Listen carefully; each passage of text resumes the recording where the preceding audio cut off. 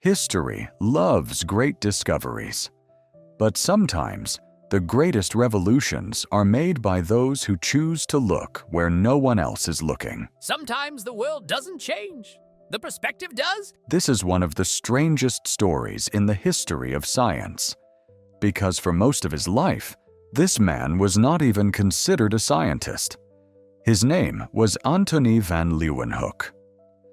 Leeuwenhoek was born on October 24, 1632, in the Dutch city of Delft. He was not wealthy. He was not noble.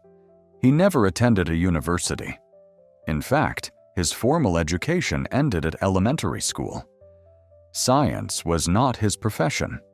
He was a cloth merchant, a draper who inspected the quality of fabrics. Sometimes destiny ignores job titles. To examine cloth, he needed small lenses, but the magnifying tools of his time could only enlarge objects 20 to 30 times.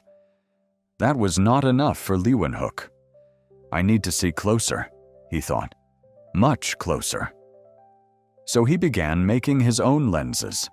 Over time, he crafted more than 500 lenses. With them, he built microscopes capable of 200, sometimes even 300 times magnification.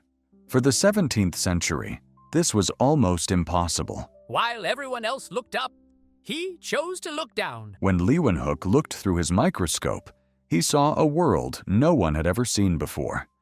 Bacteria, single-celled organisms, sperm cells, living movement inside blood. Humanity was encountering the microscopic world for the very first time. But there was a problem.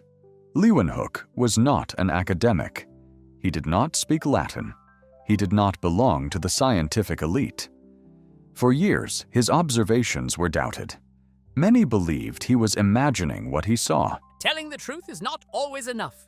You are also expected to be the right person. Until the Royal Society of London finally took his work seriously. Leeuwenhoek was elected a member of the Royal Society. He was honored by European royalty. Tsar Peter the Great of Russia personally visited him in Delft. A cloth merchant had reached the center of the scientific world. Leeuwenhoek died in 1723, but he left behind a legacy that permanently changed science. Today, biology, medicine, and microbiology continue to advance through the door he opened. Some revolutions are silent, but their impact is infinite. Because sometimes, changing the world does not require looking farther. Sometimes, it only requires looking closer. If you enjoyed this journey through history, don't forget to like, subscribe, and hit the bell. We've got plenty more brilliant minds to explore. See you in the next adventure.